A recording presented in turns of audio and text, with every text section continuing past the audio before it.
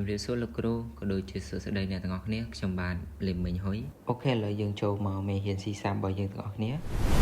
ដែលមេរៀនដំបូងនោះគឺយើងរៀនតាក់ទងជាមួយនឹងការព្រីណាំឬក៏ជាការបញ្ចូលឬក៏បញ្ចេញទិន្នន័យមកលើអេក្រង់ដែលពួកយើងអាចអានឬមើលឃើញបានក្នុងមេរៀននេះដែរគឺយើងមកស្គាល់ជាមួយនឹងការ console គឺតាក់ទងជាមួយនឹងការ console write ដែលយើងទៅសេហើយបញ្ចូលទិន្នន័យទៅវាបោះមកលើអេក្រង់ដែលយើងអាចមើលឃើញហេតុអ្វីបានជាយើងទៅសេ console write យើងទៅសេ console write ចំណុចនេះដោយសារ console write នៅពេលដែលយើងបញ្ចូលវាហើយវាបោះមកលើអេក្រង់គឺវាអត់ចុះបន្ទាត់ដោយឯងទេគឺវានៅបន្តទៀតលុះត្រាតតែយើង press វាទៅវាចុះមកក្រោមតទៀត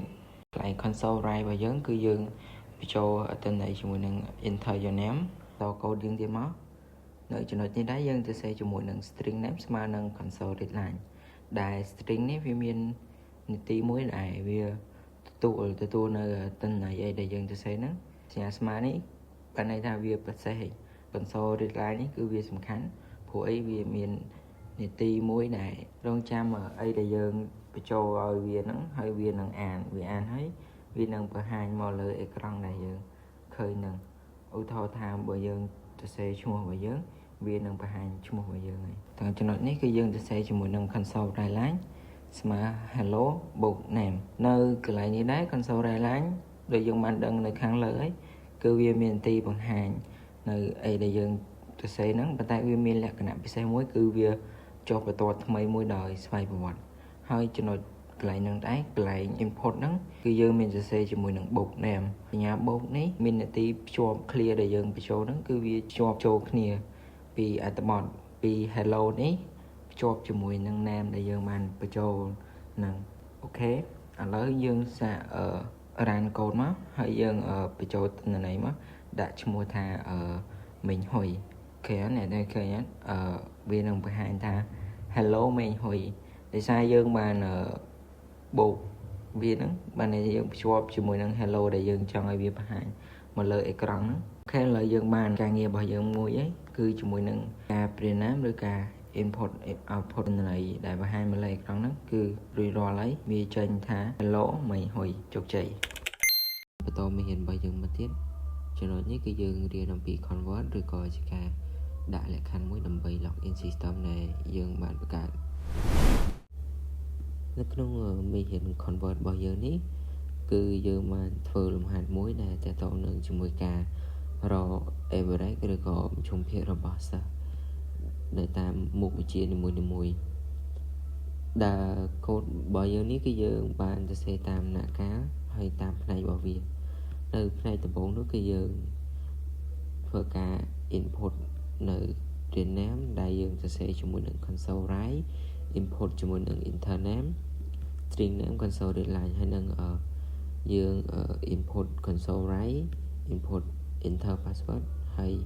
យើង string console readline បន្ទាប់ពីនឹងទៀតគឺយើងធ្វើការដាក់លក្ខខណ្ឌដោយប្រើជាមួយនឹង is name ស្មើហើយ and password ស្មើ1 2 3ដោយមានលក្ខខណ្ឌបន្តទៀតគឺជាមួយនឹង is l បើសិនជាឈ្មោះនឹងហើយគឺវានឹង invalid ហើយនឹង is l password 1 2 3 console write line invalid user ហើយនឹង s l console write line login file ក្នុងករណីនេះដែរយើងត្រូវដឹងបើសិនជា in នេះវា run ជាមួយនឹង name មួយដែលយើងដាក់ទៅវាត្រឹមត្រូវហើយនឹង password ខុសវានឹង invalid password គឺវារុញឲ្យយើងដឹងថាយើងបានបញ្ចូល password ខុសបើសិនជាយើងបញ្ចូល name ខុស password ត្រូវវានឹងរុញទៅត្រូវហើយមុននឹងយើងយល់ពី L នេះយើងត្រូវដឹងថាក្នុង E នេះយើងបានលក្ខខណ្ឌអីយើងបានប្រើជាមួយនឹងឈ្នាប់នឹងបើសិននិយមន័យឈ្នាប់នឹងគឺបានន័យថាវាពិតលុះត្រាតែលក្ខខណ្ឌនឹងពិតទាំងពីរបើសិនជាពិតមួយអត់មួយវានោះនឹងអត់ពិតបើសិនជាអត់ពិតទាំងពីរវាពិតវានឹងរត់មកចូល L នេះវានឹងចេញជាមួយនឹង login file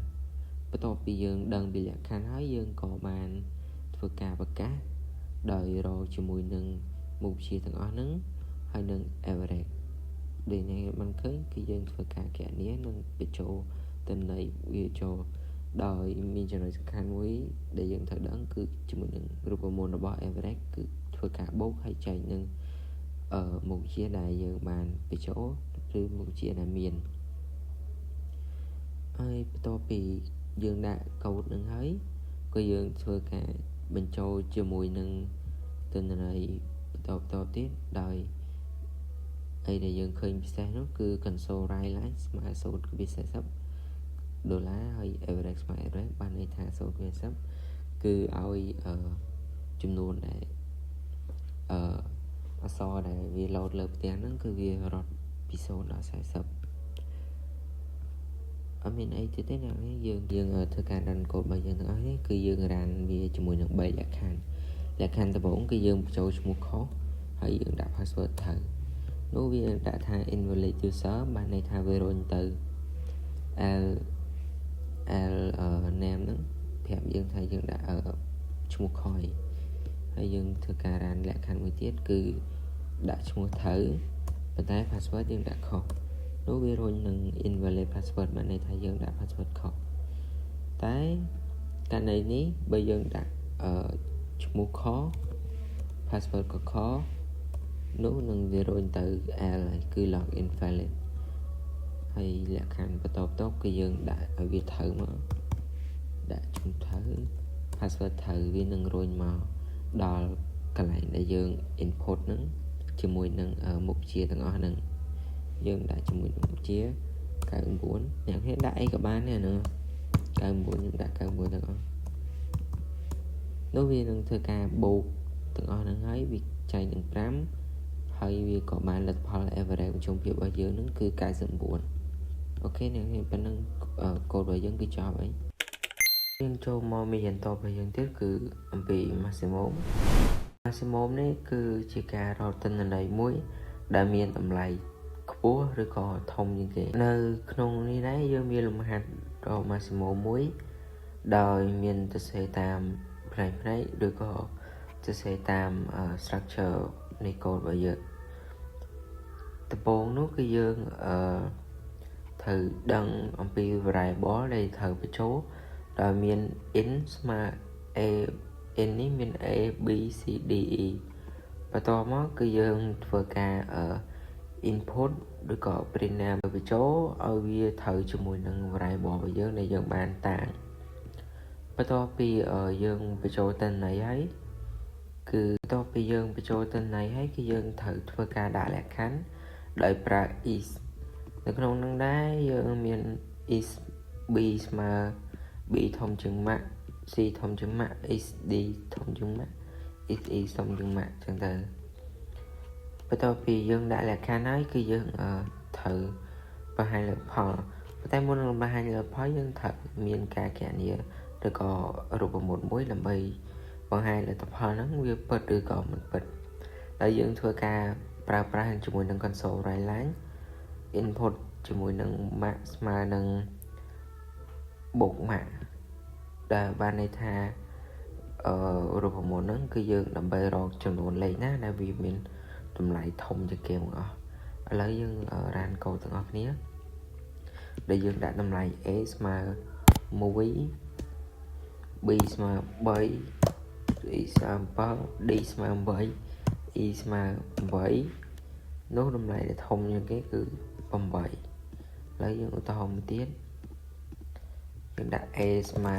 465ខាងប៉ុណ្ណឹងតិចទូច6 d 7 8នោះលទ្ធផលវានឹងចេញ a ដោយសារ a វាធំជាងគេអូខេដូចបានឃើញកូដរបស់យើងគឺមានតែប៉ុណ្្នឹងហើយយើងចូលមកមេរៀនបន្តទៀត salary នេះគឺយើងបង្កើតវាមកដើម្បីស្វែងរកប្រាក់ខែរបស់នរណាម្នាក់ឧទាហរណ៍ថាបុគ្គលិកអីចឹងទៅហើយនៅក្នុងលំហាត់របស់យើងនេះគឺយើងសេដើម្បីស្វែងរក salary របស់បុគ្គលិកដោយម៉ោងបន្ថែម extra time bonus rate bonus salary ហើយនិង basic salary ហើយនិង total salary នៅក្នុងលំហាត់នេះដែរវាច្រើនវាពោពេញទៅដោយការគណនាដោយលក្ខខណ្ឌដំបូងដែលយើងទៅសេនោះគឺយើងធ្វើជាមួយនឹងការបញ្ចូលទិន្នន័យទៅឲ្យ user ដែលគាត់ចង់បញ្ចូលដោយប្រើ console write enter total time ហើយនិង double time ហើយនឹងdouble pass cancel deadline បន្ទាប់ពីហ្នឹងគឺយើងdefine ជាមួយនឹង extra sum និង bonus rate ហើយនឹង basic salary ដើម្បីឲ្យ user គាត់បញ្ចូលបន្តទៅមកគឺយើងធ្វើការគណនារកនៅ extra time ដោយប្រើរូបមន្ត extra time ស្មើ total time ដកនឹង regular time ហើយចុះមកទៀតគឺយើងធ្វើការគណនាទៅលើ bonus salary គឺដូចគ្នាដែរគឺយើងយក bonus salary ស្មើនឹង extra time បូក bonus rate ហើយចុះមកទៀតគឺយើងរក salary ដោយប្រើ total salary ស្មើនឹង basic salary បូកនឹង salary ហើយកូដចុងក្រោយរបស់ហ្នឹងគឺយើងធ្វើការ import ឬក៏ grab print name ដើម្បីឲ្យចេញមកលើអេក្រង់ដោយធ្វើការ console រកជាមួយនឹង extra time bonus rate bonus salary និង basic salary ហើយនឹង total salary កូដរបស់យើងមានតែប៉ុណ្្នឹងឯងអ្នកនាងហើយយើងធ្វើការ run មកដំបូងគឺយើងដាក់ total time 120ចុះនោះតម្លៃដែលវាគណនាឲ្យវានឹងចេញឲ្យដូចនេះគឺហើយ total salary របស់យើងគឺ125ហ្នឹងរយៈពេល1ខែក្នុងពេល1ខែហ្នឹងមានការស្វែងរកតាក់ក្នុងមេរៀនតាក់នេះដែរគឺយើងមានលំហាត់មួយដោយធ្វើការស្វែងរកតាក់នៅក្នុងគ្រួសារមួយដែលមានកូនមានអីចឹងទៅហើយនៅក្នុងលំហាត់នេះដែរយើងធ្វើទៅតាម structure ទៅដែរដោយធ្វើការinput ឲ្យ user គាត់បញ្ចូលនៅ salary bonus first ហើយនឹង children បន្ទាប់ពីយើង input ហើយយើងធ្វើការដាក់លក្ខខណ្ឌ is មួយដោយបញ្ចូលជាមួយនឹង children ចំនួនតូចជាង0ឬក៏ children ហ្នឹងច្រើនជាង9បើសិនករណីថាលេខនឹងកាន់តែធំជាង9គឺវា output ចឹងឯងវាកូដហ្នឹងវាអត់ដែរគឺវា error បន្តមកទៀតគឺយើងធ្វើការដាក់រូបមន្ត salary ដោយ salary បូកជាមួយ bonus ដើម្បីស្វែងរកតាក់ប្រចាំខែរបស់ក្នុងគ្រួសារនីមួយៗគឺយើងធ្វើឲ្យ salary នៅតាក់ស្មើ150,000ហ្នឹងគុណជាមួយនឹង first បូកជាមួយ children បន្តមកទៀតគឺយើងយក salary ដកជាមួយនឹងប្រាក់ដែលនៅសល់គឺមិនមែនលុយតាក់ហើយយើងត្រូវហៅតាក់បន្ថែមទៀតគឺ salary គុណនឹង0ជាមួយនឹងដក6ហើយរូបមន្តដែលយើងមានទៀតនោះគឺ net salary គឺ salary ស្មើដកតាក់និង no salary គឺនឹងគឺលុយបញ្ចប់របស់យើងឯងលុយដែលយើងនៅសល់បន្ទាប់ពីហ្នឹងមកគឺយើងធ្វើការ input ដើម្បីឲ្យវាចេញនៅលើអេក្រង់ដោយយើងប្រើជាមួយនឹង console line តាក់ស្មើ in តាក់ហ្នឹងទៅហើយនឹង console line salary បូក in net salary គេឥឡូវយើងទៅ run code បើយើងទាំងអស់គ្នាយើង import salary គឺ$120ចុះហើយ bonus បាន2% spur បាន3ទៅchildren មានកូនមាន2អញ្ចឹង salary ដែលយើងបានចង់នេះគឺ$91,109ឥឡូវយើងចូលមកកាន់មេរៀនកាន់តែផ្សេងគឺ salary និងតាក់នៅក្នុងមេរៀននេះដែរគឺយើងមានលំហាត់មួយដោយធ្វើការរកការគណនាជាមួយនឹង salary អូខេហើយយើងធ្វើតាម structure យើងទៅដែរដោយមានការ input ជាមួយនឹងsalary rate 1ហើយ rate 2ហើយនឹង time limit ដើម្បី user ក៏បញ្ចូលហើយយើងក៏មានដាក់ string ជាមួយនឹង y ដែរដែលបញ្ជាក់ថា yes ចុះបន្តទៀតមកគឺយើងប្រើជាមួយនឹង while loop ដើម្បីឲ្យវាវិលជុំរហូតដល់វានិយាយវាថាដល់វាឡើង yes ទៅវានឹងឈប់ដោយឯងបន្តមកចំណុចដំបូងនោះគឺយើងរកជាមួយនឹង total time ដែលយើងប្រើជាមួយ console ហើយ input total time ទៅហើយយើងប្រើ in time និង in pass ដូចរាល់ដងទេហើយយើង calculate extra time បន្តទៀតមកដោយ extra time 1និង extra time 2ហ្នឹងយើងដាក់លក្ខខណ្ឌឲ្យវាស្មើ0ចុះបន្តមកទៀតគឺយើងប្រើជាមួយនឹងការដាក់លក្ខខណ្ឌដោយប្រើជាមួយនឹង if ហើយនឹង else ដោយដំបូងគឺយើងប្រើ if ដោយ total time វាធំជាង160 chẳng ấy nom ai overtime mà được tôi ta tham đạo rồi học và sân cả này là is về overtime về trở chuyện extra time bà này thà extra time mỗi nơi mà overtime hay extra time bị nơi mà sồn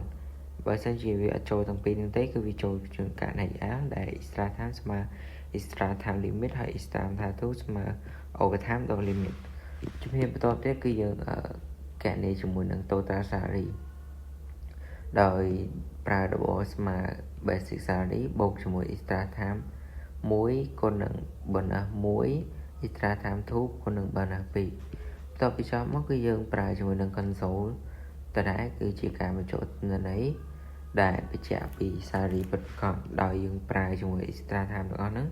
bột cho mỗi nâng extra time suy xét hơi nâng bồn hay chân tờ tôi bị dương cho nâng máu cái dương ở chỗ đó cho nói tỷ bấy là dương pra cho mình nâng double friend tái trong cái kẻ này lấy là mây rồi cho mình nâng xa đi mùi đây mình chia pra đi hay cho nói tôi tới cái dương tôi sẽ cho mình nâng console vải internet trong cái này để dương chọn rồi mình nó hay là spotរបស់ chat trend ថ្ងៃនេះដែរយើងប្រើរូបមន្តអត់មានអីថ្មីទេគឺរូបមន្តដដែលទេគឺយើងធ្វើការ input ដដែលទេហើយជំហានបន្តនោះគឺយើងធ្វើការគណនាតាក់យកមកដោយយើងប្រើរូបមន្តdraw ជាមួយនឹង spell pattern ហើយនឹងតាក់ដដែលដោយយើងប្រើរូបមន្តថ្មីបើ spell គឺយើងយក spell គុណជាមួយនឹងចំនួន15,000 challenge គឺយើងយកកូនជាមួយនឹង 35,000 ហើយតាក់បណ្ណានេះគឺយកបណ្ណាដកជាមួយ spark ដកជាមួយនឹង challenge គឺបានតម្លៃមួយគឺតាក់ស្មើ0ហើយចូលលក្ខខណ្ឌតាក់ធំជាង0នោះតាក់ហ្នឹងគឺយកកូនជាមួយនឹង 0.20% នៃតាក់ដែលយើងទទួលបានអូខេនេះគឺរូបមន្តនេះទៀតគឺវាមានថ្មីទេបន្ទាប់ពីការនេះចប់ហើយគឺយើងនឹងបញ្ជាក់ជាមួយនឹងតាក់ហើយនឹងសាររីវិចប់ទៀតឲ្យធ្វើការ input នៅចំនួនហ្នឹងដើម្បីបង្ហាញមកលើអេក្រង់ដូចគ្នាបើសិនជាចំនួននឹងវាពិតទាំងអស់យើងនិយាយថា yes or no ហ្នឹងទៅបើសិនជាវាពិតវានឹងបន្តទៀតបន្តរហូតដល់លក្ខខណ្ឌហ្នឹងអត់ពិតទៅវាឈប់វានឹងចេញ thank you for using program ហ្នឹងព្រោះអីយើងបានប្រើមកលោកបើសិនជាវាពិតហើយវានឹងឈប់ខ្លួនឯង